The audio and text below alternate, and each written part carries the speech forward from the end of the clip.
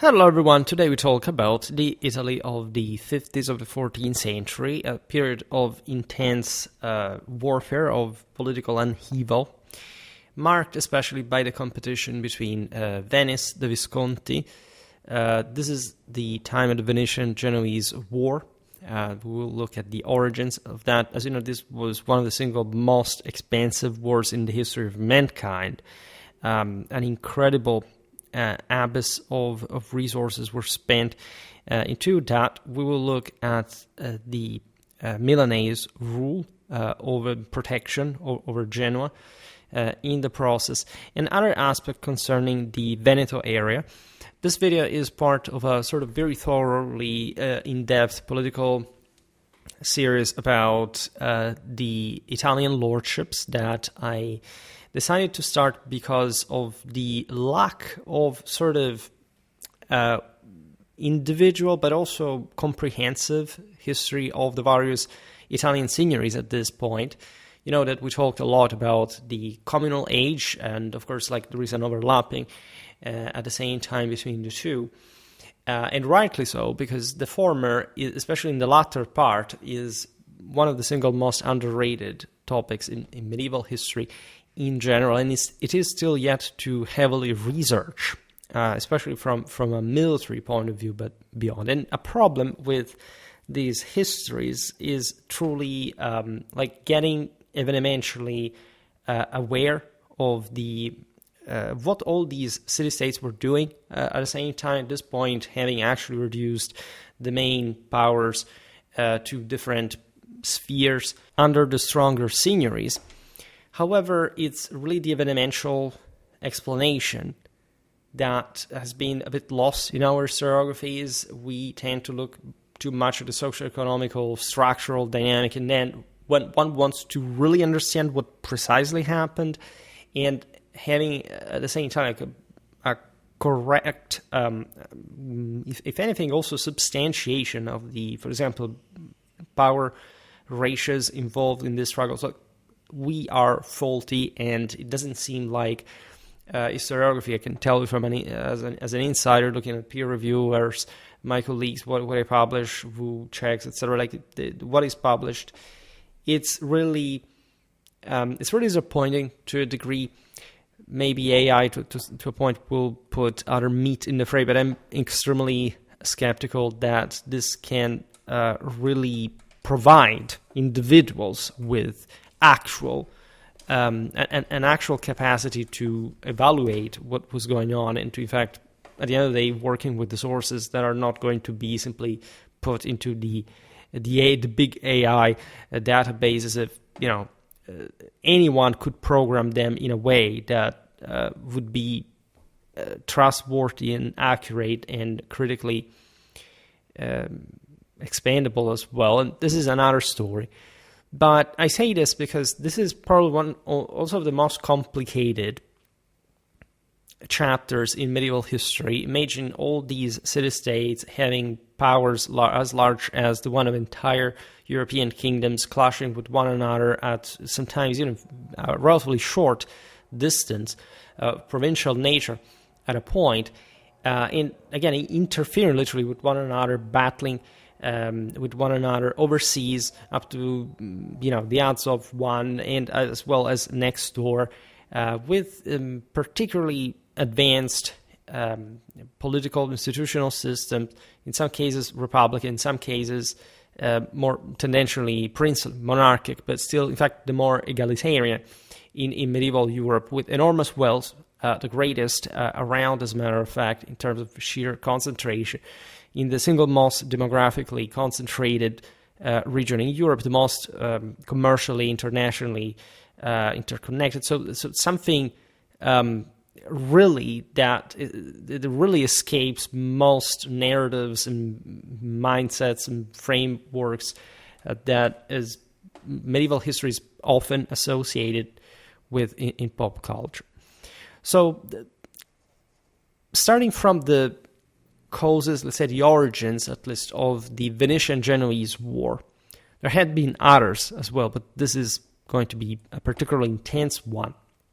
Consider this is also one of the most difficult moments ever in medieval history, because we're talking just a few years after the plague that still goes on. By the way, it shows you how the war had not stopped at all, right? And that actually this was a moment to exploit quite some situation. In fact, this is something very relatable to our own. But it's really this moment of decompensation that, in fact, major powers have to fix from one side, but also trying to exploit the voids, the gaps in the adversaries, in their competitors' systems. And really an unprecedented one. This moment of crisis will last for, 30 years, roughly, all right, especially in Italy. And the world, the system that will reemerge from this later on will be very different from the latter. We discussed this partially for France with the Free Companies videos that I've made a few months ago. Let's look at this because, as you know, there was a great deal of condottieri and of soldiers of fortune in Italy par excellence in many ways, but always under the control, in fact, of the Italian powers that essentially were throwing them at one another, probably simply employing them against one another. Now, the groundwork for Genoa's alliance with Milan, first of all, is the other important aspect here. So this early enmity with Venice that had not really ever expanded in the Italian hinterland, but had started putting some bases, especially after the crisis of the Scaliger dynasty, we'll see, especially in the end. So basically, the Milanese were trying to infiltrate northeastern Italy, which is what in later generations would prompt the Venetians to establish a terra firma that would reach up to, a few tens of kilometers from Milan itself, with incredible capacity. Hence, given, of course, the Genoese-Venetian rivalry, the reason why the Visconti, lords of Milan, will provide patronage to Genoa. That, by the way, was, of course, the most expandable outlet on the sea, on the Mediterranean, for essentially a continental, terrestrial power like Milan that did not have otherwise an access to the sea. And consider that Milan, together with Paris, was the largest city in Europe. So we talked about Milanese armor, etc. Where we know what a juggernaut this really was. It was actually the strongest power among the say within the Italic kingdom, among what had been the Italian communes. It was tendentially hegemonic in central northern Italy, and so these attempts had not been new already. Venice had tendentially sided with Florence, as you know, and this is a pattern that will continue up to the Peace of Lodi in 1454 even, right? We have to resume the regional series. We had stopped to the Medici, so we will see that as well with Lorenzo il Magnifico, etc. But this is really another time. And, of course, the robust economic connections between Genoa and Milan had been historically strong from quite a while.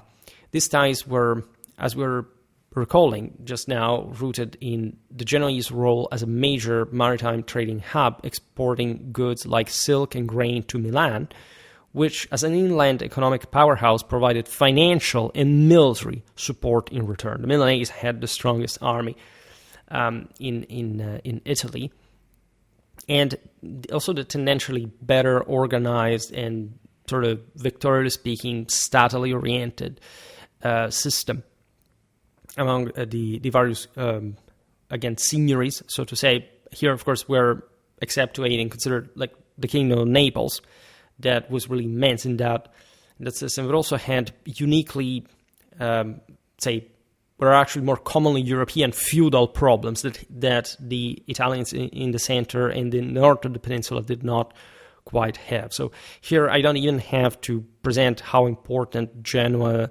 role was in international trade. Made lots of videos about the Italian maritime republics, for not talking about the Milanese internal production. We're talking again something that equated the Kingdom of France. We've made a video about this properly from a financial standpoint, but really turning into, as we've seen, all these other sectors, including the military, that, of course, in that context is quite useful for Genoa, that instead has not really cultivated much of a terrestrial force due to her, first of all, the fact that the city was solidly sheltered by the Apennines. At some point, the Genoese had sided against Milan. They had been allied with the Angevins, etc. This is a different scenario. I explained a bit like the rivalries between the Guelphs and Ghibellines, and these parties still exist, but they're not so neatly outlined like, I don't know, just a few decades before this time. In any case, the Genoese have also a more private system. They haven't really developed much of an hinterland, if not by controlling the Ligurian ports all along the coast. And in fact, investing mostly in the fleet, just like Venice would do, right? The only city, the maritime republic that had a real hinterland and participated with very strong land armies, by the way, as we've seen also in the relative regional episodes actually dedicated to it, was Pisa, right? It doesn't have like a locked hinterland, like, I don't know, Amalfi also had, etc. So it's a bit of a different story. Of course, for Genoa to be hegemonized by Milan is in this specific context that would require also further international analysis. But we also have just a given time to make the video. It was quite relevant. As early as Matteo Visconti's era, so we're talking the beginning of the 14th century, attempts were made to capture Genoa under the Ghibelline banner, capitalizing on intense rivalries among its leading families that had been a great feature and problem of Genoese history. Also, one of the reasons why Venice will win at sea in the end, that while, as we've seen also in a recent video, Venice, with the lock of the Major Council, had basically consolidated a very cohesive patrician rule and hierarchy of the various estates as an actual state, and so with a very strong unity of command. The Genoese had remained fragmented in sort of private clans, families that, yes, managed the city, but in a shared way, and in fact too much in a fractal one at the same time. The powerful Doria and Grimaldi families, these are some really of the most famous, as you know, Genoese aristocrats, often at odds, created internal instability that the Visconti exploited to extend their influence. Right, there was the siege of Genoa in the early 14th century. It lasted 20 years. It was something monstrous. It changed in a way like the landscape of the entire Liguria. Lucchino Visconti's death occurred. This was the leader of Milan, while his forces, ostensibly supporting some Genoese exiles, were already stationed outside Genoa's walls. So here we are specifically in this later years, but also in the previous ones, there had been really great attempts on the side of the Milanese to always infiltrate Liguria, to seize Genoa, to have sort of different operations, all amphibious ones, along the Ligurian coast. And we'll surely talk about this at some point, because Italian warfare at this point is really incredible and incredibly advanced. In any case, this is also a moment where Genoa requires, as we've seen, protection from the Milanese. You can't fully just control Genoa. This is not like yet another commune in the Po Valley in Lombardy that the Milanese can simply exercise an hegemonic control on, and to basically decapitate politically, to just get the money and offer military protection and gradually homogenize it for a more cohesive administrative regional dominion. Right, Genoa will always remain Genoa as a head of a state on its own, because the city is also pretty big, and so the Visconti can help, but cannot simply annexate it. That this is not even technically what the Italian regional states did, because it was always, of course, like a traditional system where it was mostly like a lordship, in fact, over all these various, in theory, free communities, by the way, of the Holy Roman Empire within the Italic Kingdom. Lucchino died it was Giovanni Visconti who seized a more opportune moment. Here we will skip also other specific dynastic issues because the Italian signories are not fully fledged monarchies with specific linear succession. I made an entire video explaining the attribute of tyrannies that at some point were historiographically given to, again, systems that were actually the most egalitarian in Europe at this point, even when they were like it normally happened in Europe, princely in nature. So, if these were tyrannies, actually what were, kingdoms in other regions. This is not much the point, except for the fact that, and I made a very early Schwerpunkt video on the topic, that the same Milanese actually used the term tyrant, that, as you know, was an actual one in the Hellenic polis of the classical era, in positive terms, right? Mostly counterposed, in fact, to the so-called Florentine Republican Libertas, because the Florentines, as we've seen, had sort of truly the most egalitarian system within the Italian one, because the Visconti said, but basically through this unity of command, this tendentially monarchic direction, we actually can provide with more stability, more continuity. But it was a system evolving from essentially a communal hegemony, one of the Milanese, over other communes. It had not started from a regional state. This is the beauty of the Italian communes, that, as we were saying, literally create regional states out of no previous, at least individual, statal experiment. You can argue that the Visconti in many ways seized control of areas that had been quite united, cohesive, very much linked also militarily speaking since the Lombard era, and in a sense from the same Roman times in the Po Valley. But this is, for now just pleonastic. In 1352, with the resolution of the Neapolitan dynastic war through papal mediation, that's another huge chapter, as you know, Queen Joanna, the coming back of the Angevins, for the Angevin branch of Hungary, and all this, etc. It had been a huge mess. We've seen it also in part as far as the free companies were involved. This brought an end, in fact, to the Magyar campaigns, and you have.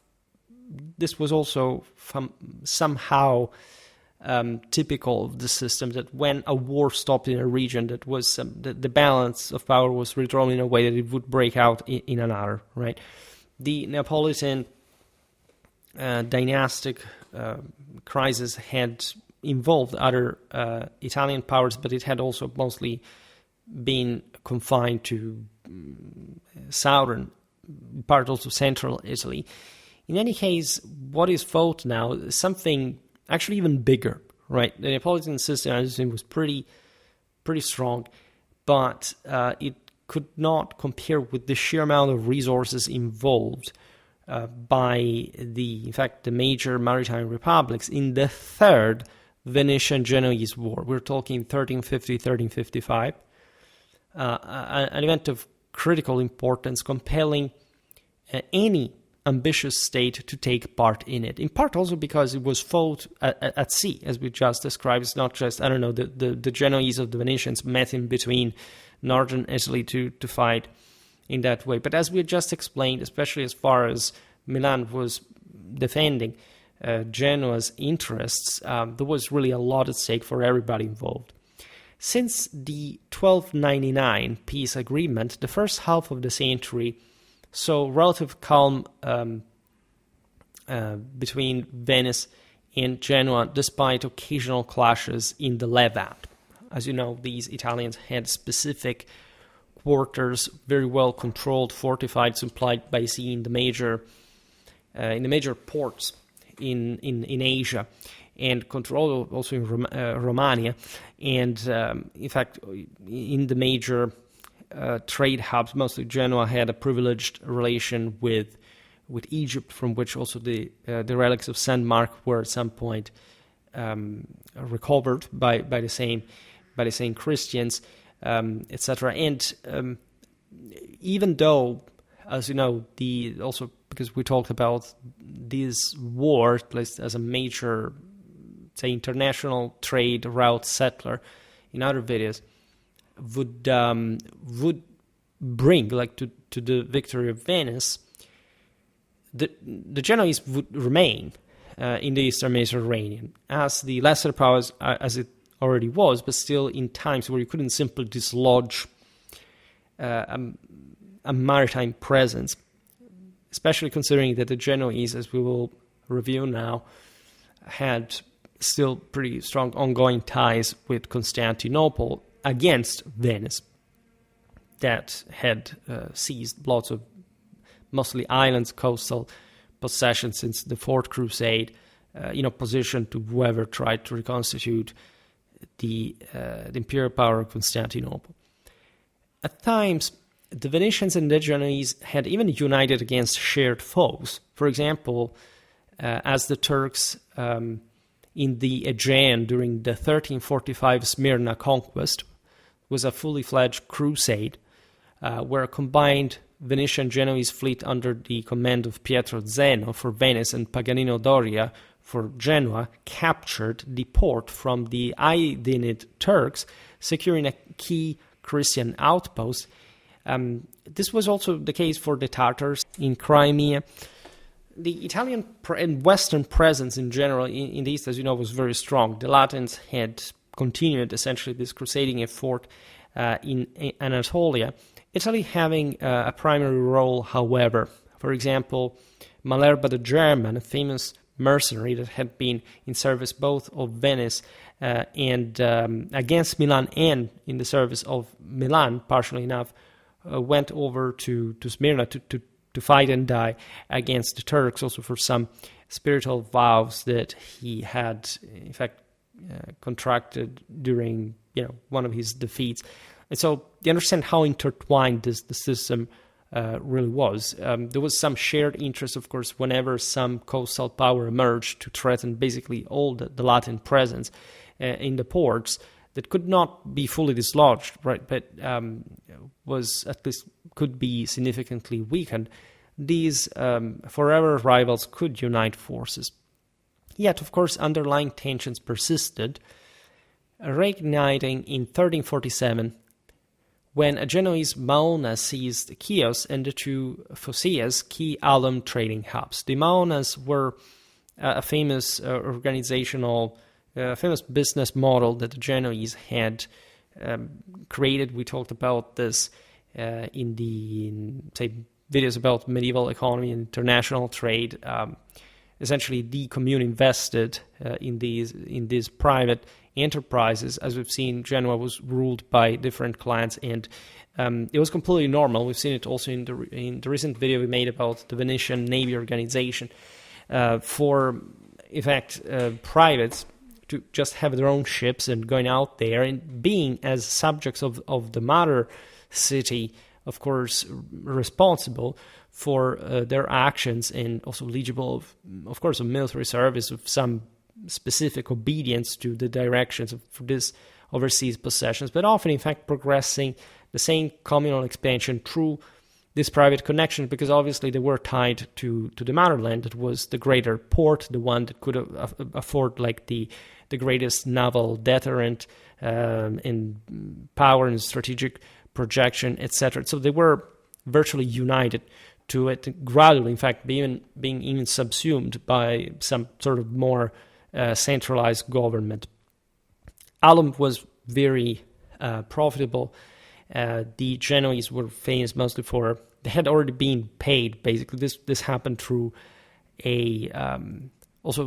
some prepaid Byzantine concessions, right? If the Genoese reconquered some territory that had belonged to the empire, that of course included the whole Aegean and beyond, they were, of course, to remain loyal to Constantinople, but they could essentially, they were subcontracted these resources extraction also for the same markets of the Byzantines. In this case, the Maona was a private consortium led by the Giustiniani family, that, if you know the history of also Constantinople, as you know, will remain around. Some of of these were so connected with the Byzantines in a private manner that were among the relatively few, in fact, forces sent by the Italian powers to help Constantinople in that circumstance, or any other Western for that matter. And this family was the one controlling the lucrative alum trade, essential especially for textile dyeing, giving Genoa a strategic advantage in the Mediterranean commerce at that point. Genoa also aimed to block Venetian access to Tana, so Azov, Kaffa in Crimea, and broader Black Sea trade with the Tartars by fortifying the Bosphorus. And this is obvious because the Byzantines controlled that, together with Genoese naval force, and therefore it was more complicated for the Venetians to simply break the blockade, and especially like having a solid net of outposts essentially in a Genoese lake, right? This is 1347. By the way, it's said that the Genoese brought from the siege of Kaffa against the Tartars, the plague, etc. Likely that's just an anecdote, but it is true that, of course, especially southern Italy, the Italian ports were so connected to the east, and truly the plague did travel also across these routes. And again, as I was saying before, the war went on at the time. It wasn't really a lockdown, and actually this was a much more devastating thing in comparison. But again, the Venetians and the Genoese would not sleep over this. By the way, the Genoese strategic advantage included the strategic control over the fortress of Galata, famously enough, opposite Constantinople, on the Golden Horn, which allowed Genoa to monitor and restrict Venetian shipping routes. Right, this you can famously visit in Constantinople, and as you know, I will never say the other name because we will get it back sooner or later. And it's that there is the major Genoese tower, right, and all these sort of ladders uphill that are basically identical to the Genoese Caruggi in the same mother city. And I think there is a restaurant in the Galata Tower today, but it's just impressive and one of the most famous landmarks, in fact, of the city still today. It was a counter city, in fact, one that could control strategically. If you think even from a Constantinople, a Byzantine perspective, like this ain't Golden Horn. So just think about how important the Genoese presence, a strong naval one there, really was. Hostilities between Venice and Genoa began with limited attacks on Negroponte and Pera from the side of the Ligurians in 1350, soon escalating into a Mediterranean-wide war. Right, the political and strategical implications of this are enormous, of course, and imagine what it really meant to wage war in that situation, with essentially putting into account a specific amount of attrition of lost cargoes, something that prompted further, in fact, operational and tactical organizations for, especially, in fact, the cargoes and the escorting galleys to safeguard the entire convoys. Because, again, you can't really block swathes of sea in this time in history, just like it's not before the Victorian era that you can say, okay, well, this stretch of sea is effectively blocked. Nobody can cross it because otherwise we'll engage it and destroy it. However, of course, if you look at the Aegean, with all those islands and sort of fractal coastline, plus the knowledge that was very pronounced at this time by among the Italians, the Catalans, all those who produced, for example, at this point, the Portolani, some of the first de facto pre-modern cartographical works of the era. There was a great deal of awareness during the different times of the years what kind of direction the world winds, right, over the Mediterranean would take. Imagine that this can be seen still today with satellitar images. Like it's as if all the world had around on the seas, all these circles, right, of one another, like whirlwinds changing according to the season. And in empirical ways, these sailors knew very well, more or less, what was the chance, what were the odds that a convoy would take, a route rather than another, would pass between across a strait rather than taking another path at a given time. So you could at some point predict where they would pass in order to ambush them. And this is what often this war was actually fought like. Again, I will have to make a specific video about the sheer costs, the staggering, astronomical cost of this war, right? If you look at that and if you think, for example, how much wealth was subtracted, right, to the development, for example, of land armies in Italy at this point, considering how much was spent in the navy, you would be mind blown, right? Because already, as we've seen, the Italians had the most advanced armies at the time. When you look at their fleets, these were no less, and so you have to sum that actual power that no other, in fact, reign around in Europe in the Mediterranean really had. Given that de facto these guys had permanently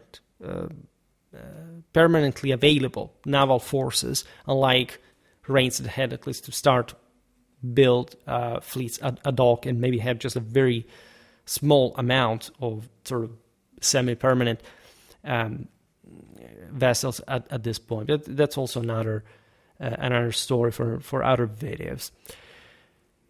In May 1351, Venice formed an alliance with Byzantine Emperor John Cantacuzene, who aimed to dismantle Pera, Genoa's influential Byzantine suburb, which had become a bit overly influent. So it's not like the Byzantines are univocally in this sense against Venice or pro-Genoa. This was, in fact, such a critical trading post that rivaled Constantinople itself, as we've seen, in commercial importance. And in July, with Peter III of Aragon, whose Catalan fleet was clashing with Genoa over Sardinia, which meant that the Genoese were caught, famously enough, between two fires. That would be basically the reason why ultimately they would abandon most of this eastern effort, and they would open the Atlantic route through the Gibraltar Strait and reach the Channel, the northern markets, through that coastal navigation that, however, would also open to the broader age of exploration towards the south, right? Because also, like, when you look at the Iberian monarchs, it's mostly their ships, and so Castile, Portugal, when they began to sail down, for example, Africa, looking at the potential markets in there. Now, just first of all, the Italians had already been there autonomously, right? Genoese had reached Guinea for ivory, slaves, gold, right? Already from the 12th century, and God knows even how earlier than that, given that's just something we can't document. But these Iberian fleets were largely all staffed by Italians. Like, they had Italian admirals, crews, ships, etc. And so this is notorious also if you know the naval history of the 100 Years' War. I made also a video about the 13th, 14th century Castilian fleet. If you're interested, that explains that a little.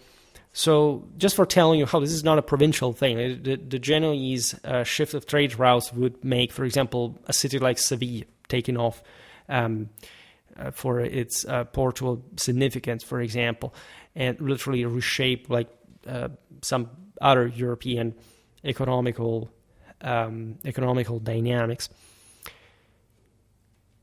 The Aragonese are in Sardinia since the 20s of the 14th century, because they defeated the Pisans at the Battle of Lugo Cisterna.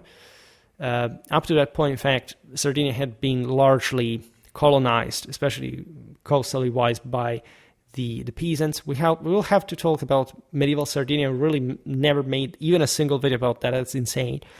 So the Catalans will ultimately do. They crush the Italians and their German mercenaries in a great battle led by Don Alfonso, and basically they installed themselves in Cagliari, that is the most important settlement in the south. Except controlling the Sardinian hinterland is extremely complicated. The Sardinians have their own principalities in the hinterland. That is a very tough and inhospitable land.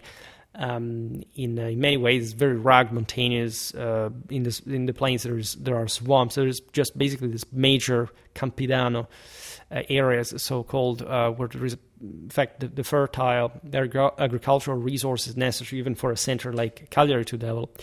But the Genoese that controlled Corsica for a very long time would simply infiltrate Sardinia. They even had the chance to basically strip it from the Aragonese entirely, right? But they never fully committed to that because they had sort of even more important things, as we've seen here, to take in consideration. It's all aiming at not much at land grabbing, but at maritime power in some ways. So even Sardinia in that regard wasn't necessarily the most important thing.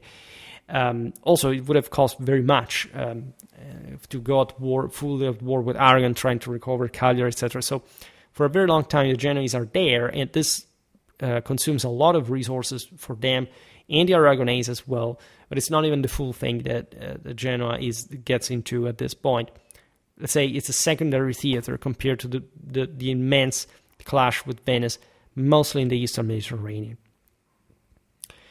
By the way, the Sardinian theater had stemmed from a deliberate infiltration of the Genoese against Aragon, where in 1323, 1326, right, this provoked Aragon's ambitions to dominate the island as part of its Mediterranean expansion that, as we explained in many videos, was essentially based on this collectaneous set of kingdoms, or eventually vice-kingdoms, that often even were, while nominally being under the crown of Aragon, had different rulers, different monarchs from the same house that pursued at times even contrasting objectives. In any case, Genoa had, in response to this Byzantine, Venetian, Catalan threat, aligned with the Turks and sought support from King Louis of Hungary, who, driven by Dalmatian ambitions, had backed Zara's 1346 rebellion. This was a revolt led by local nobles resentful of Venetian taxation and control. Zara, if you remember, had been taken over by the Venetians during the Fourth Crusade. It was the city that they stormed. They had the Crusaders storm after having shipped them towards the east, because the latter didn't have the money to pay the Venetians for the shipping. And we're talking Croatia, essentially, a Dalmatian coast, rather. And this was a territory that, as we explained in the videos about the Hungarian kingdom and Hungarian crown, in fact, pertain as a sphere of influence, or just overlap between like Hungary and Venice itself.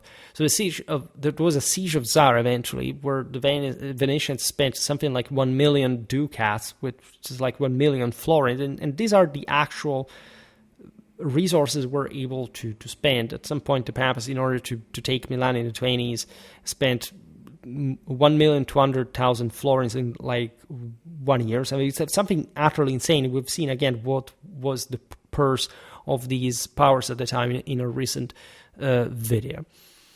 So obviously the Hungarians were bothering a bit, not just the Venetians, but also the Byzantines.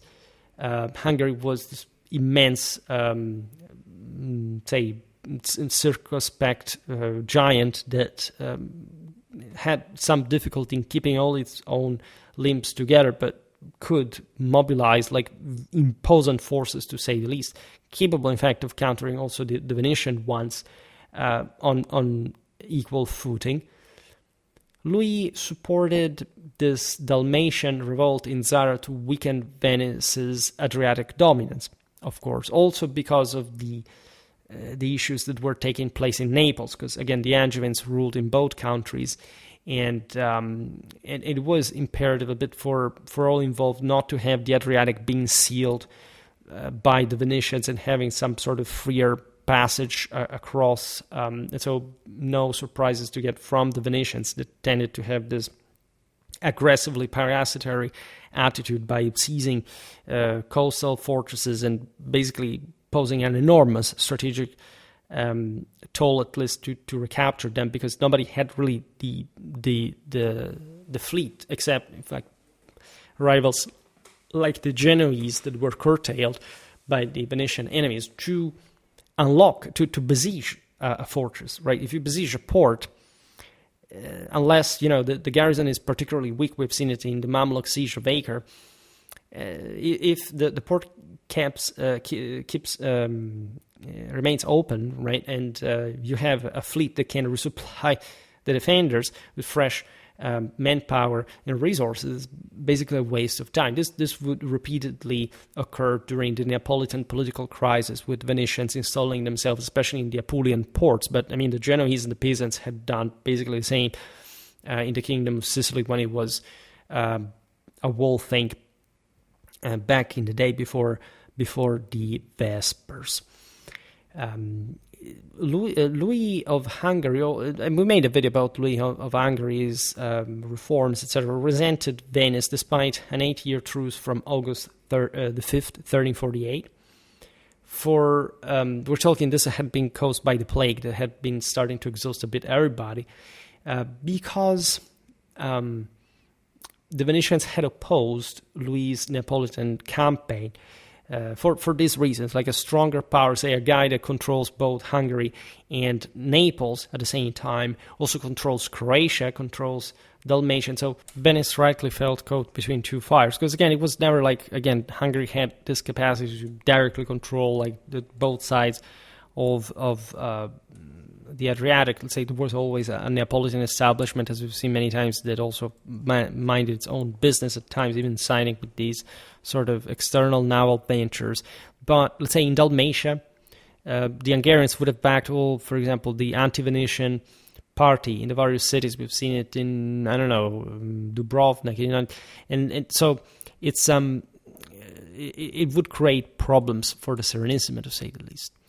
A formal Hungarian-Genoese alliance was thus signed on October 2nd, 1352, but King Louis, preoccupied with wars against the Serbs and Poles as well, in this bigger scenario that entailed also, in fact, a Central European and Balkan theater, and also drained, especially by the Neapolitan effort that had been by far the largest, took no real active role against Venice, and also much in supporting Genoa in practical terms. It would be some sort of peripheral connections, the role of the Hungarian. We've seen it in what would be essentially Moldova, etc., across the Carpathians toward the Black Sea, etc. But there was also a very secondary scenario as well.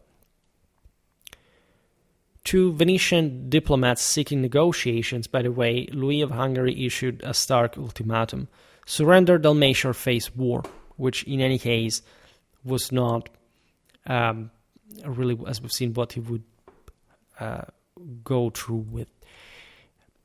Following a battle in the Bosphorus on February the 13th, 1352, where Genoese forces led by Paganino Doria leveraged superior naval tactics to outmaneuver the Venetian Catalan fleet in a storm, by the way. These were really tough mariners. Securing a tactical victory, gained a slight edge over the Venetian-Catalan coalition in the moment, prompting the Byzantine Emperor Cantacuzenos to abandon Venice at this point. A significant clash occurred near Alghero in Sardinia, Genoese-held city, on August the 29th, 1353. The Venetian and Catalan fleets united dealt Genoa here a crushing defeat known, in fact, as the Battle of La Loiera in Catalan.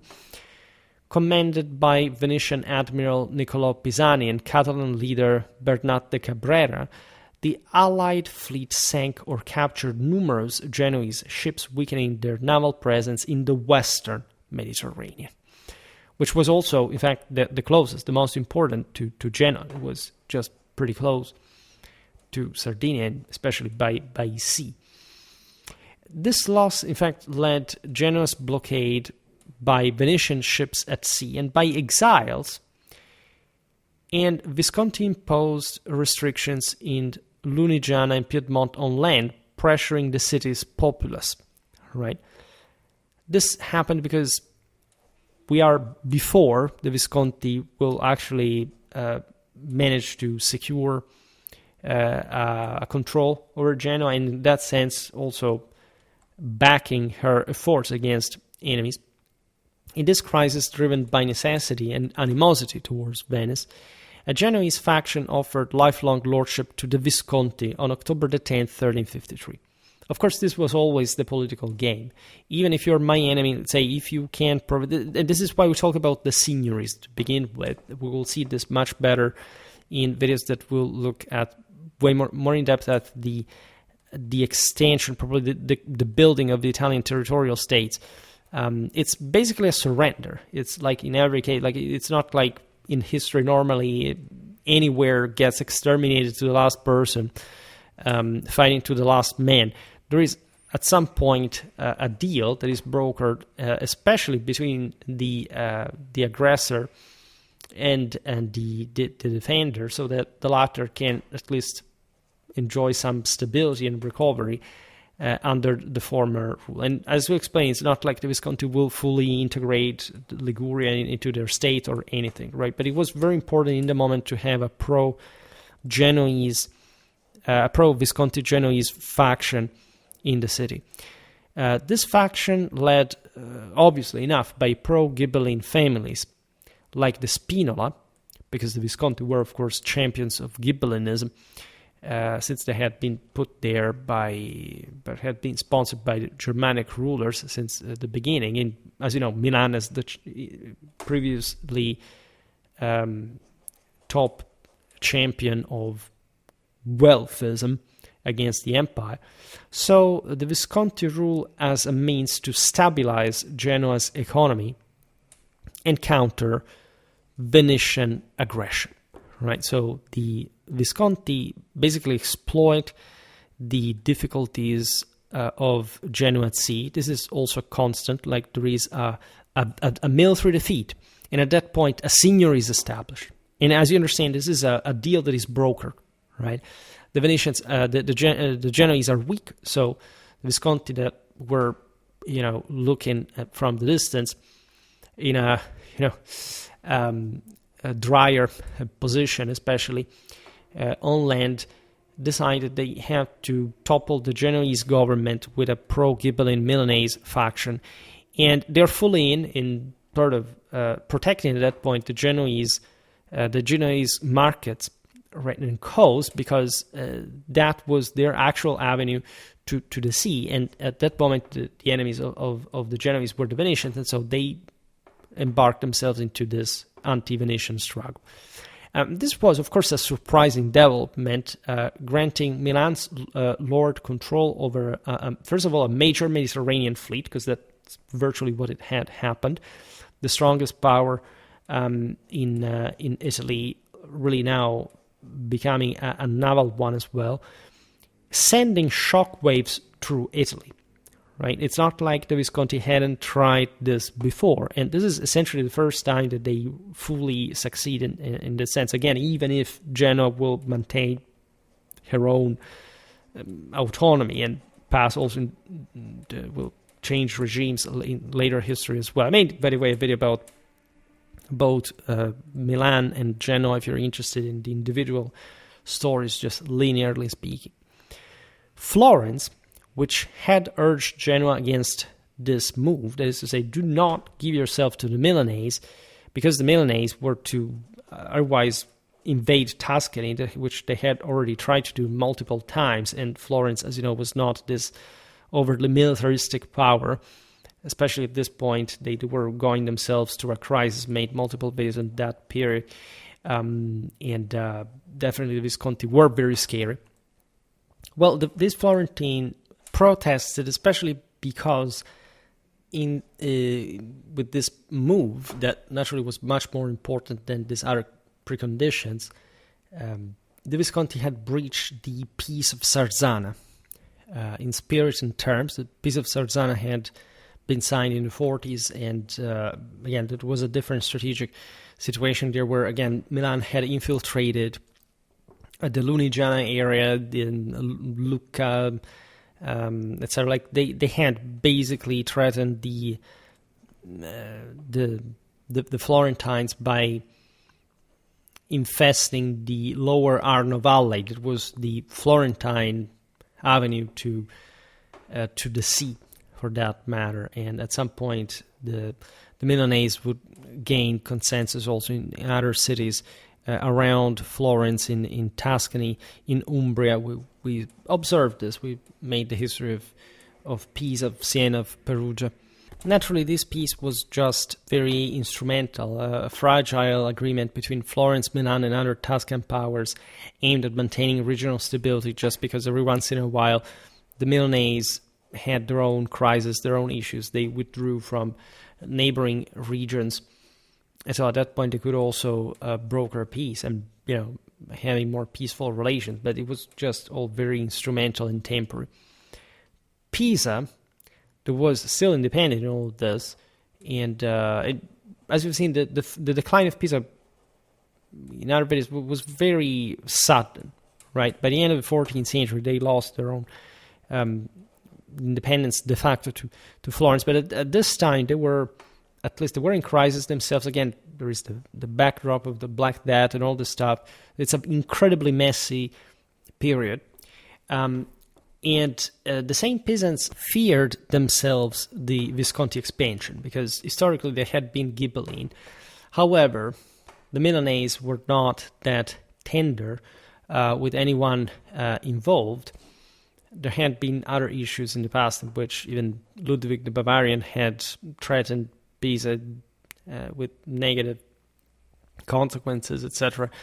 And so they deployed certain forces on their own borders. And on February the 15th, 1354, the three Tuscan communes renewed their league. And this league, comprising, in fact, Florence, Siena, and Pisa, was driven by fears of Visconti expansion, and so to counterbalance Milan's growing influence in northern Italy. Because Genoa, again, had been considered that the peasants, as you know, had been defeated generations before by the Genoese and de facto knocked out as a major Italian maritime republic. It was a very powerful commune on land. But if the Milanese could control Genoese moves at this point, it was really very close, right? Also, as the crow flies, so they could threaten the entire Mediterranean coastline. That also Florence, especially, had so much fatigue to reach to at least an access to, and it's not mostly through Siena that, however, did not really have a maritime vocation either. So now the Genoa was just a massive leverage that Milan could use against Tuscany as well. So while Tuscany adopted defensive measures, Venice was forced to broaden the war by seeking land-based allies, especially realizing again that the sway that Genoa held through this new now reinforcement of power being propped up by Milan required, in fact, the Serenissima to find new allies in across Italy. And to re-enter, in fact, Italian politics after a hiatus since the 1339 peace, when in a similar circumstance the Venetians had allied with the Florentines, not to fight Milan, but yet another Ghibelline power that had threatened equally, in fact, both the Venetian salt mines on the Adriatic and in the Gulf, properly in the lagoon, and the same Tuscans. We're talking the Scaligers here. And that was, again, that moment in which Venice basically had seized some small, almost insignificant avampost on the terra firma to stay. It would be, however, the basis for the eventual, the later expansion. It's not like Venice had never, as we've seen, campaigned into the Italian hinterland, but it had been just, pretty close to the coast. That had been the Crusade of Ferrara, for example, the papacy launch against the Serenissima attempt to seize that city and reinforce, in fact, the entire Venetian maritime control from the Po Delta, etc. This was different. Here, Venice had to start, but could not simply act as the old maritime republic. She had to have some much more concrete land strategy, at least as far as the political alliances were concerned.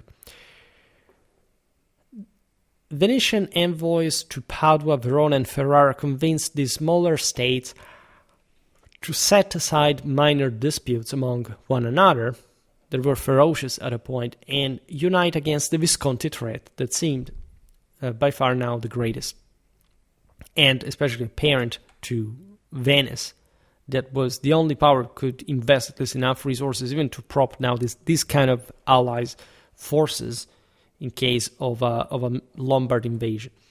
In Ferrara, after Obizzo III's death in 1353, his illegitimate son Aldobrandino's succession over his uncles sparked a minor war, with the Da Carrara and the Mantuans supporting the uncles and Can Grande II della Scala backing Aldobrandino.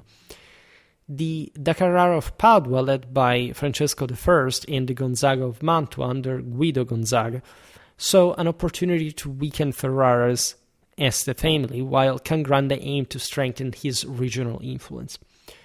Through persuasion and possibly financial promises, Venice forged a league with these lords, joined by Faenza, though Tuscany declined to participate.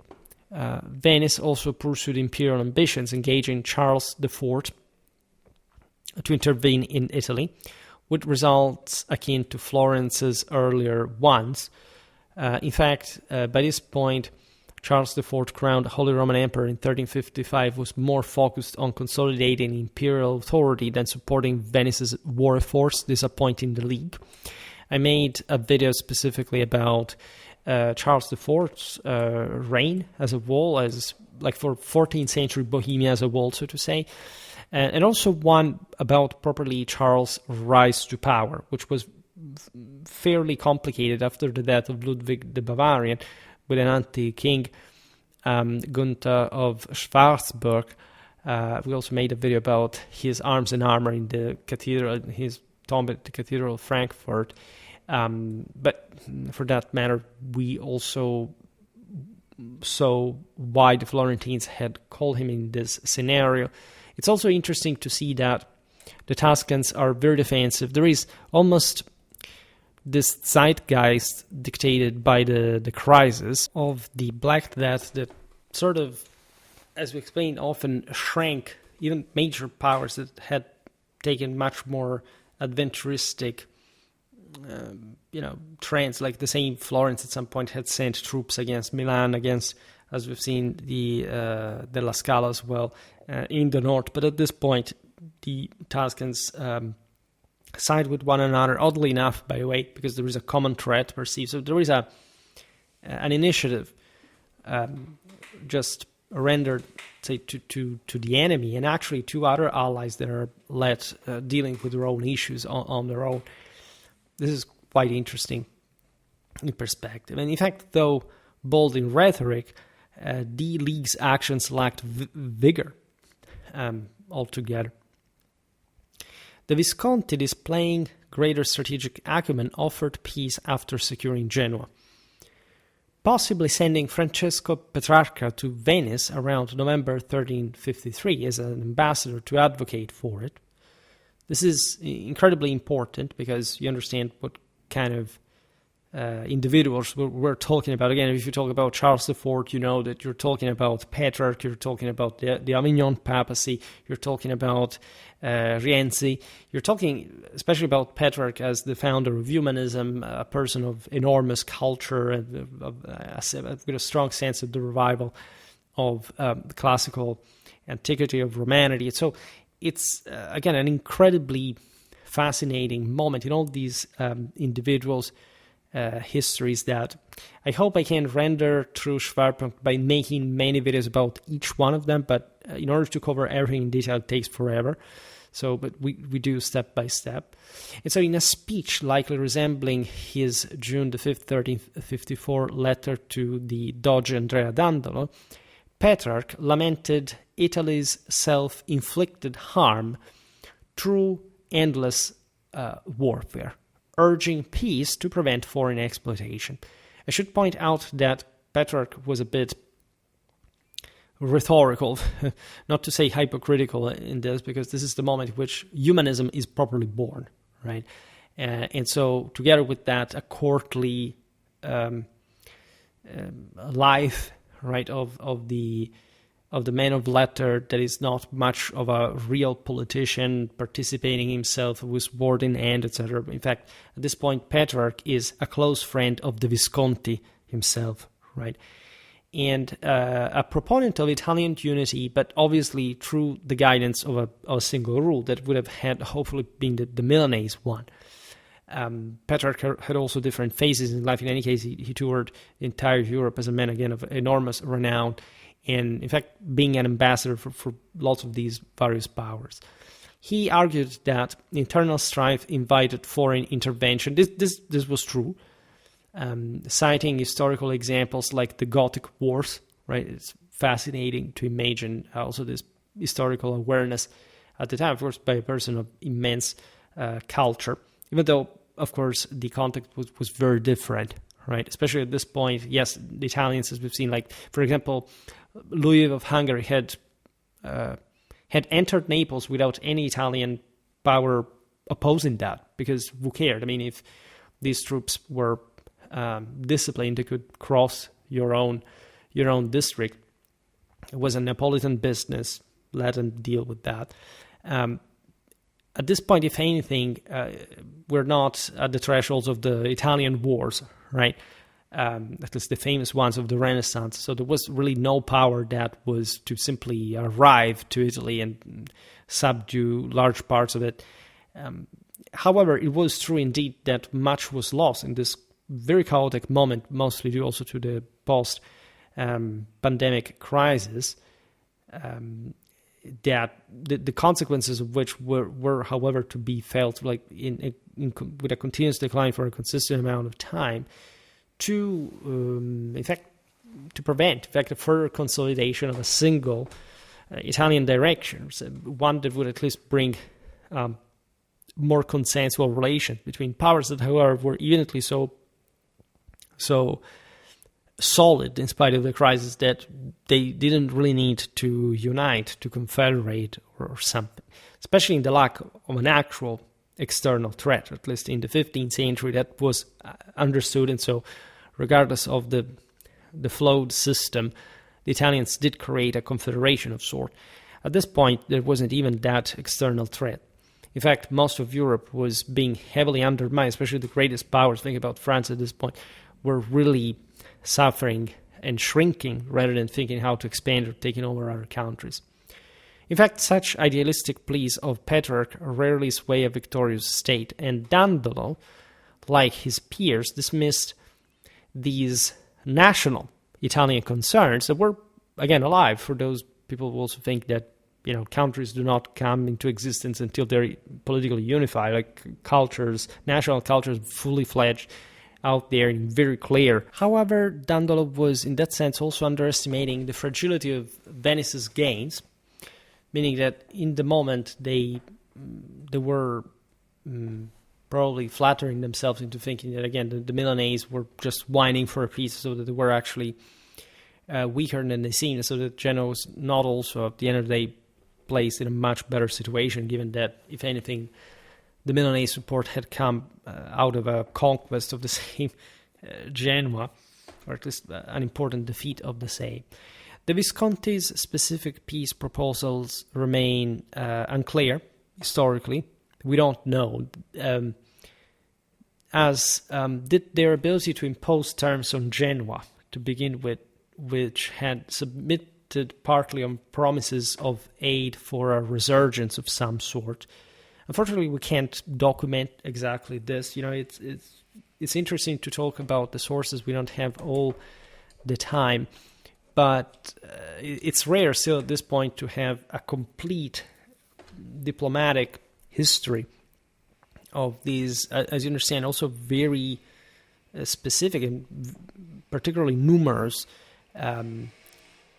agreements, etc. Besides, dramatically enough, the Milanese archives went destroyed, so we have this massive hole in at least that level of historiographical awareness. For the rest, fortunately, we know very well what was going on. You understand here, it's all very granular. Anyway, nor this second anti-Visconti League that had once already existed achieved much.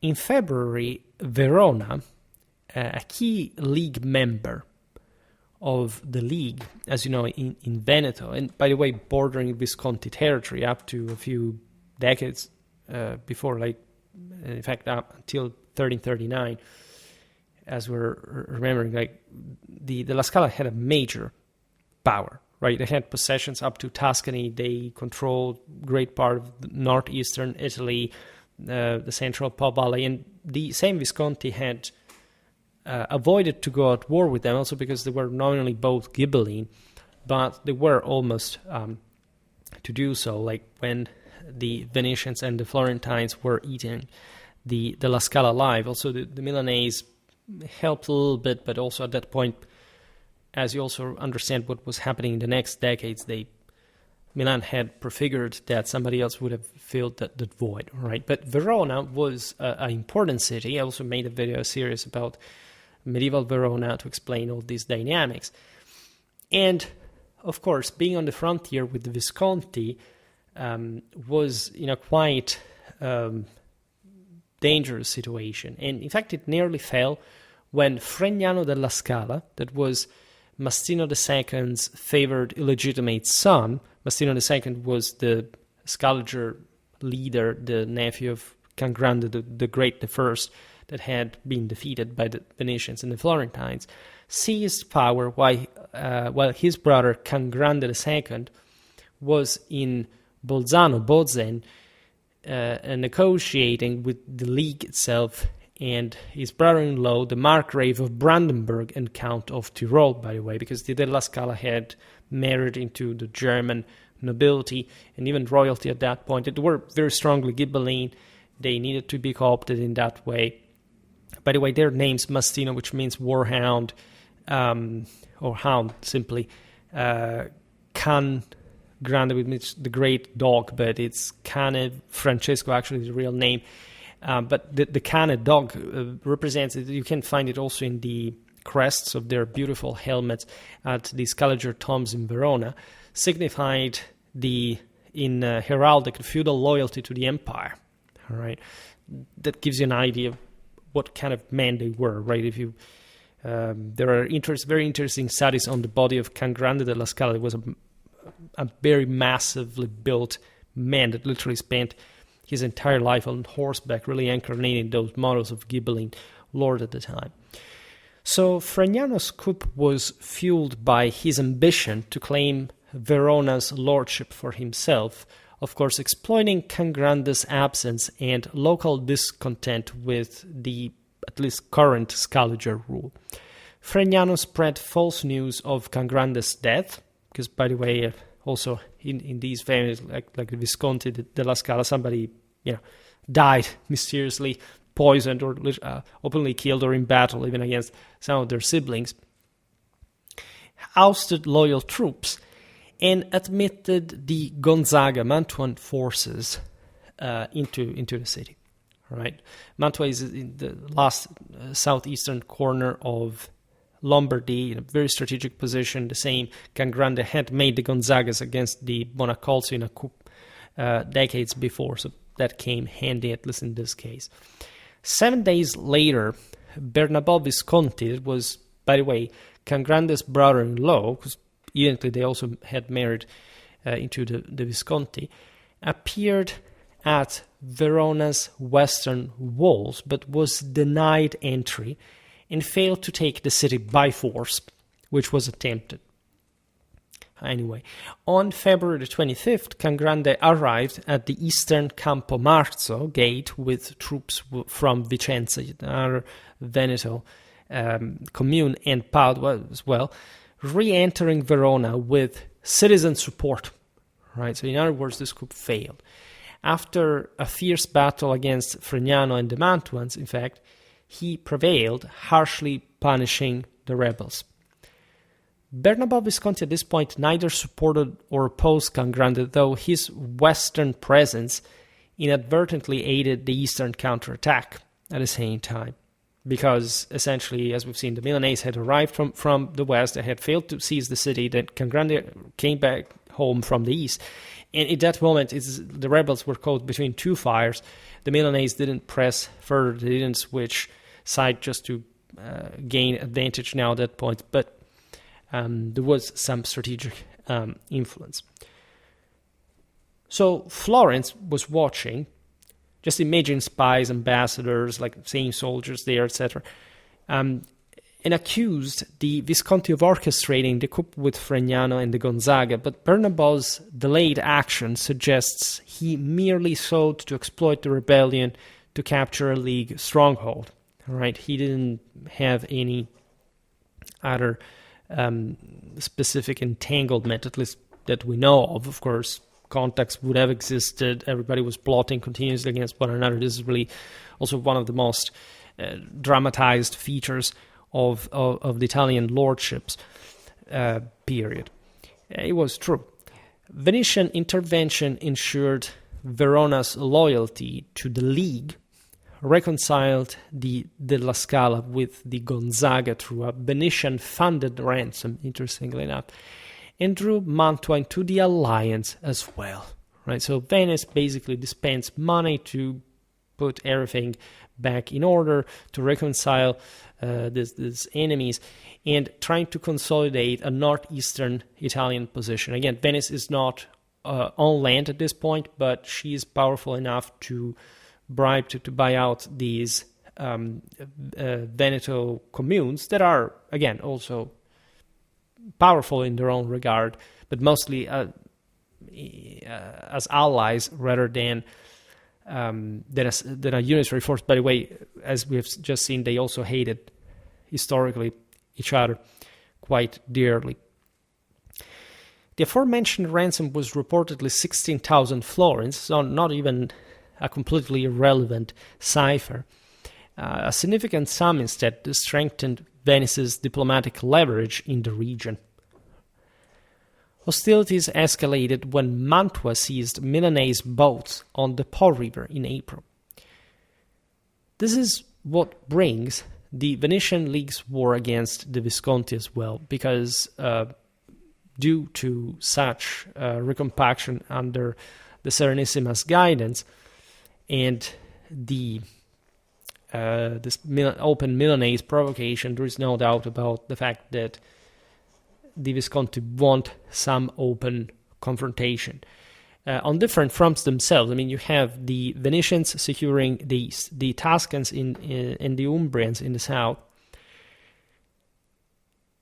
The latter theater is a bit more fluid. In fact, the League against the Visconti struggled to enlist other Tuscan Umbrian communes. This area in central Italy was politically more fragmented than the north, that had tended to compact larger seigneurial dominions. Of course, in the Apennines in particular, these communes were fairly sure of the fact that even if, of course, troops could be sent to carry out coups, so that was the most common way, by the way, you could take control, or at least install a puppet regime in a city. That still was the expression, anyway, of a part of the city itself. It was very complicated just to, in fact, to enforce somebody's will in a different way. In fact, there is a paradox also in the extension of Milanese power up to central Italy.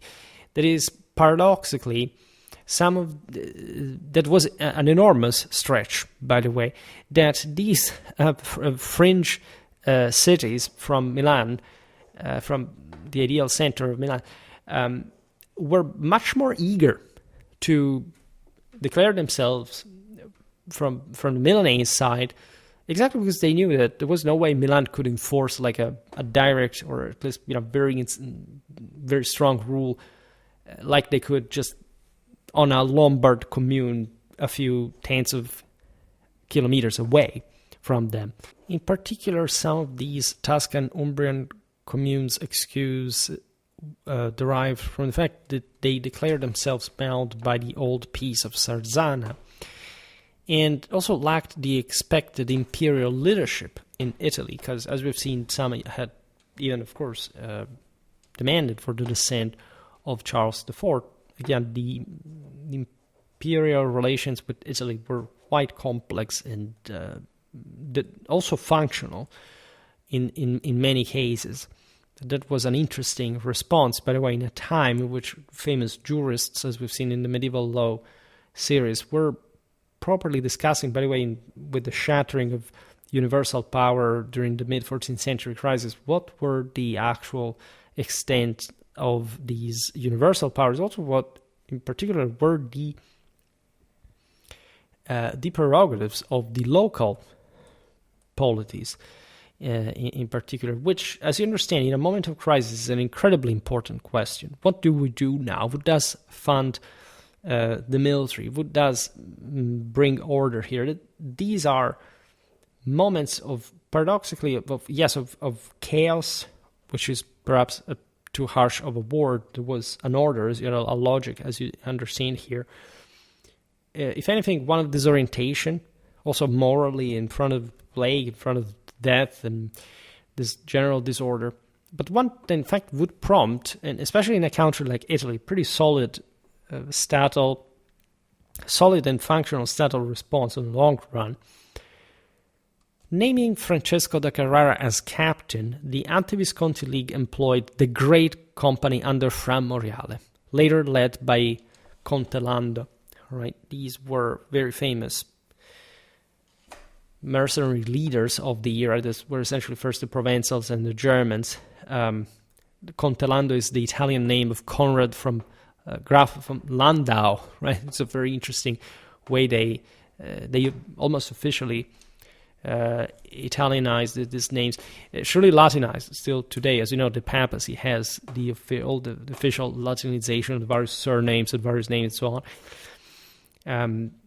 So again, I made a video about the three companies that you can check out, and then we will come back at some point on these individual figures, because they are very interesting leaders in their own regard. These were some of the fiercest, by the way, some of the most violent, in the, in fact, more tumultuous phase of the age of the soldiers of fortune, right? Fra Moriale, a notorious condottiere, led a force of around 4,000 mercenaries whose brutal tactics destabilized the region, but often lacked strategic focus. This is a real problem. Like it's not much they were incapable, they didn't know what they were doing, but the notion that Italy was simply ravaged by these companies, as if the country was prey of them, is a very mistaken narrative. Right? It's mostly these Italian powers standing on their feet that employ these troops to exploit this mess, right, and to make leverage. In fact, these companies do not really, the foreign ones, do not take root in Italy, right? They do not settle, they do not actually succeed in taking power over anywhere, and basically they come back home, literally, right? It's only from the 70s, the 80s, or the 14th century that things change, also, and mostly because the foreign phase ends and the condottieri are almost exclusively Italian from that moment onwards. This period is messy, really messy though. The Visconti, with 2,000 barbuta, that is, as you know, the equivalent of a man-at-arms. This takes the name after the gear, the helmet and part of the armor, from Parma under Francesco Castracani, and a Bolognese force ravaged the Modenese district in May without capturing Aldobrandino's d'Este city. Modena was under the Ferraris, so the Este dynasty, that was a very, very ancient lineage that had pretty solidly installed themselves in a quasi-feudal, but probably in a consensual relationship with Ferrara itself. So this area we are in Emilia, all right, is one of the most sort of decentralized areas. It's in between the major powers, right? And so it becomes also an interesting battleground. It's a pretty agricultural area, by the way. And the war persisted until mid-August, when the Great Company, arriving at Budrio from Romagna on August the 20th, joined the da Carrara, devastating the Bolognese, the Modenese, Guastalla, and the Cremonese areas for 4 months without significant gains, however, until the League disbanded it. This tells you also how, again, difficult it was to wage war in these circumstances, because, again, this Great Company is not out there simply on its own. It's being paid, maintained, directed by the League, which is, as we've seen, an excellent league supported by Venice, Florence, other powers. But there is no major breakthrough. Consider, again, Italy, as other lands here, is actually exhausted by continuous warfare. So it's not easy to literally sustain the army locally. There was so much that you could plunder. In any case, these companies were not strong enough to seize cities. There aren't, major sieges or stuff like that, because it was just unpractical. This is also one of the reasons why, as we were saying before, like, these free companies do not really take any hold, right? They do not manage to install themselves, to entrench themselves. At some point, it had happened that, for example, with the Ceruleo company, look at it, some German mercenaries in that case had held the city for ransom, but this was not to stay or to maintain a government there, nor to be enfeoffed, for example, by the Italian power. This was a work really on its own that really worked, again, very advanced. It did not need with this kind of privatistic, erosion of public. Also, like, the communes were at this point very solid states, would have never tolerated anything like this. They had the means to prevent that, and it was much easier to simply shut down the city gates and wait for these guys to loot and pass than, for example, even engaging against them, right? Even though, as we've seen here, we have Bolognese forces, like properly citizen, most of them were actually mercenaries at this point, but still they weren't only foreigners, as a matter of fact. Besides, the Italian noblemen do constitute fairly contained but solid cavalry force, men-at-arms of the heaviest type, etc. These are the guys who are more directly also representing that local force that also politically and financially controls this enormous amount of soldiers for the era, for the times. So that the Great Company's plundering, while destructive, failed to secure key fortresses, as Aldobrandino's defenses in Modena held firm. Modena is not, by the way, a particularly large city, as a matter of fact. Of course, these wars entailed storming castles, raising sound, but again, we're talking just smaller settlements. By autumn 1354, Italy's political landscape shifted dramatically. In fact, Emperor Charles IV's approach steered modest expectations tied to past imperial interventions. Meanwhile, the Doge Andrea Dandolo died on September the 7th under 50, and Archbishop Giovanni Visconti on October the 5th, over 70. Dandolo's death, likely from illness, weakened Venice's leadership at a critical moment, while Giovanni's passing left Milan under the joint rule of his nephews, Matteo II, Galeazzo II, and Bernabo Visconti. Genoa's fleet re-emerged, this burning Parenzo, and defeating Venice's navy at Sapienza near Modena on November the 4th, 1354. Right? These are Italian names, of course, given by the maritime republics in the time, because they control them. They are in other countries today. led by Paganino Doria, the Genoese victory at Sapienza destroyed in particular 14 Venetian galleys, capturing even Admiral Niccolò Pisani and dealing a severe blow to Venetian morale. So there is an interesting shift that is really powerfully felt. Right, Venice has to mind now her own maritime business before prioritizing this land's development, we just illustrated. So this is bad news also for the League, that however looks at the arrival of Charles IV, that will, in fact, ultimately bring to the peace between Venice and Genoa. In October 1354, Charles IV reached Friuli, the northeastern Italian province. I made a video about medieval Friuli as well. In fact, not to aid the allies of the anti-Visconti League, but to secure royal and imperial crowns arranged with Pope Innocent VI. We've seen in the video about Charles IV how, in fact, the same death of Bernabo Visconti that would have had, in fact, to crown the king of Germany and of Bohemia as Italic king in Milan, as it was traditional by this point, in order for him to become Holy Roman Emperor, had played a major role, right? Plus, other issues in Central Europe had sort of finally unlocked themselves. Charles' visit was, of course, part of his broader strategy to legitimize his rule.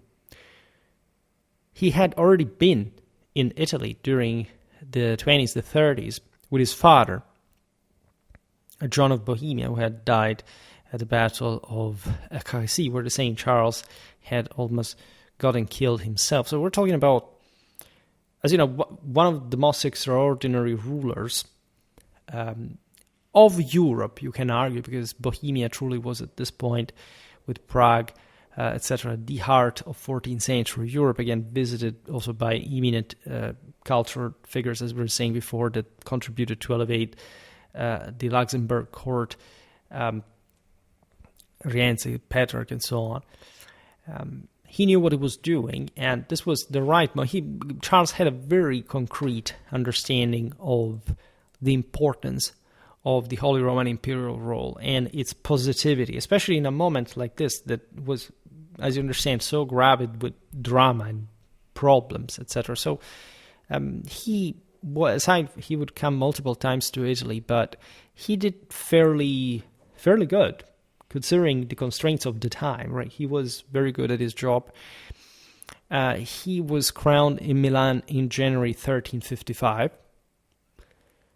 There was a broadly pacifying understanding there. He could not simply be overly pro-anti-Visconti League if he had to be crowned by the Visconti Milan. But as we've seen also within Lombardy, things had changed a little from the beginning of the war. From Mantua, that, as we've seen, was that sort of frontier, like in the center of the Po Valley, amidst all these brutalities, the King of Italy now brokered a 4-month truce. We are as early as January the 9th. The crowning took place, if I'm not wrong, on January the 6th, 1355. This truce was between the Visconti's nephews, their uncles, successors, and the League, of course, which, disillusioned by limited success, grew less wary of Visconti policy after especially Giovanni's death. I said Bernabo before. You understand that the Archbishop of Milan, that was the most opposed, actually, even to probably the Luxembourg, for different reasons. If anything, we'll see in another video. The war effectively ended at that point. By the truce's end, Venice, Genoa, and the Visconti signed peace on May the 31st, spurred by April's events, that is, Doge Faliero's conspiracy. I made a video just about that in March, that brought, as you know, also to his execution in Venice.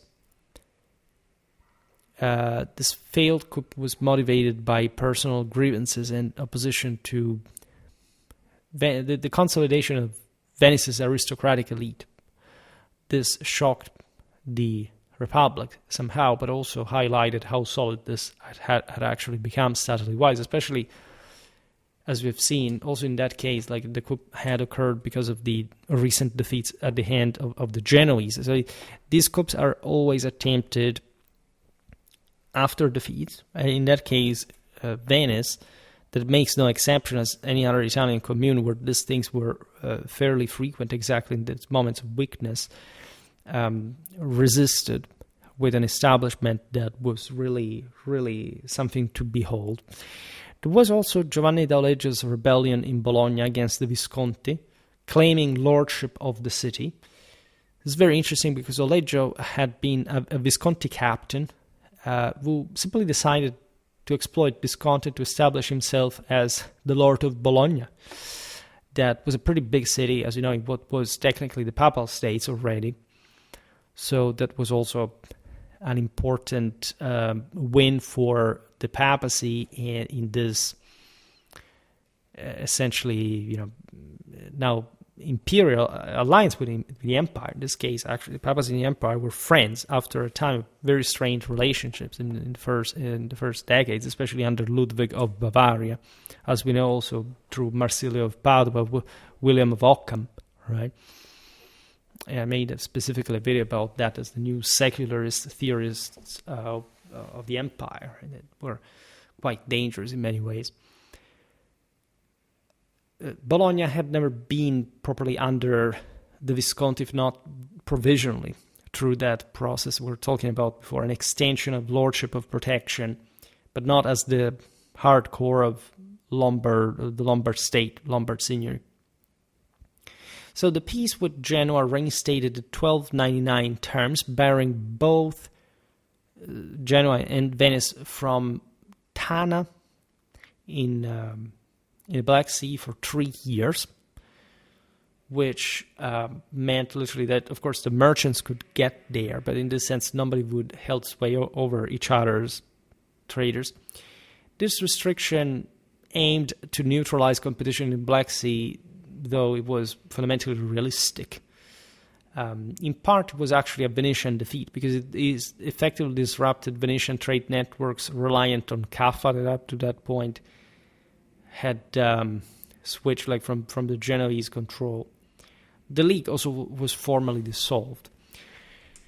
The steps, as you understand, altogether are particularly important, and they highlight the inconclusiveness also of these wars, meaning that, as it would be even to the same Italians later on in their history, this deadlock between essentially a Florentine-Venetian alliance against Milan was not to be unhinged at any point. It would be terrible wars going on. We've seen them. I made multiple videos also about 15th century battles, Molinella, Caravaggio, etc. And these were big things, right? And they were all about the same thing. In that moment, actually, mostly the Venetian attempt after they had established a terra firma to take over central and northern Italy, right? The latter would have occurred more likely under Milan in the 14th and 15th century. Venice was really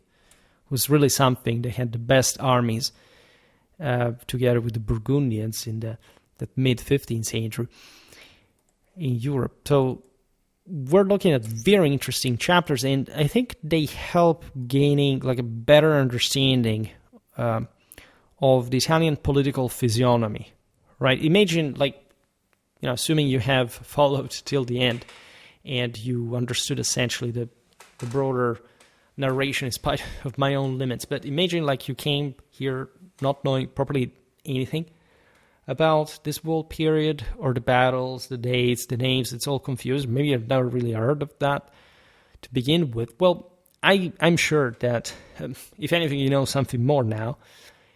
And you can immediately understand how embryonally certain dynamics were already there, how some peculiar contingent ones in the moments were also present, and how, in this sense, the continuity of certain dynamics speaks of the solidity of the same, right? These were seen as the only ways to break through, and we're just beginning to do so. The period is brutally beautiful because of the plague, because of all the issues deriving from the big crisis of medieval civilization.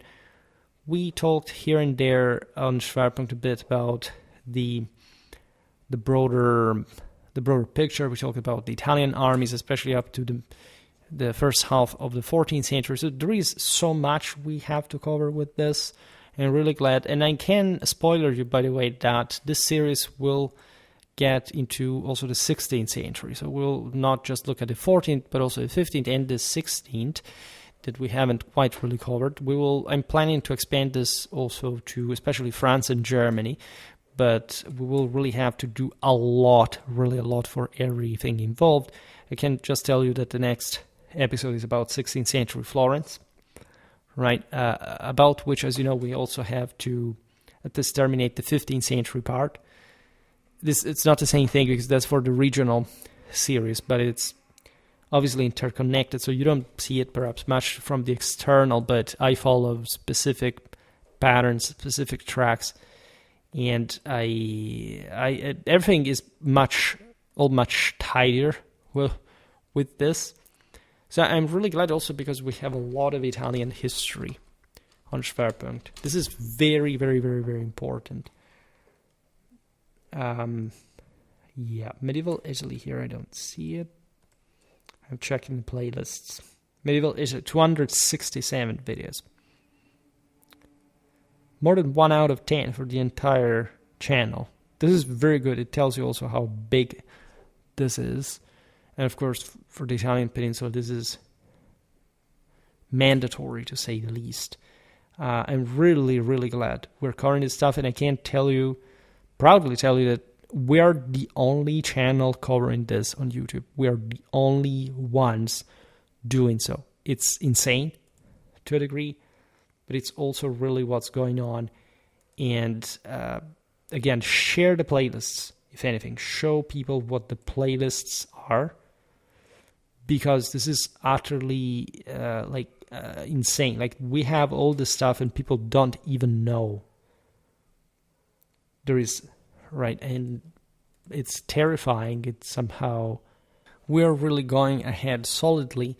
There can be ups and downs in the channel. I always complain that we don't have enough views. That's true. But again, that stays on you. If you have the chances of sharing, please remember, I get like 1 like every 700 subscribers for each video. This is ridiculous. Like, let's expand this. Let's make it properly a military mission to share as much as you can everywhere. Like, don't worry. Like, you know, if you comment on other channels, it's not spam as long as you do it, you know, responsibly and simply saying, look, you know, you see a video of this AI generated one, say, look, there is Schwerpunkt tells this thing in actual depth with actually correct references and with actual critical analysis from an academic background. This is the most important source for medieval history by far existing on YouTube, right? If you don't know this yet, it is a problem. If you love medieval history, if you are interested in listening to this from a person that, again, has his own curriculum about it, just know this is the finest around. And I say it without any modesty, in the sense that it's true, right? we don't have any other evidence of being there channels that cover this better, or at all for that matter. Surely this topic is not covered by anyone that I know of. For today, however, I stop it here. I just hope that you enjoyed this video. If you did, please share it. Otherwise, leave a like or subscribe to my channel if you're interested in my upcoming content. As always, I thank you heartily for listening to me. I wish you a nice time and see you next time. Bye.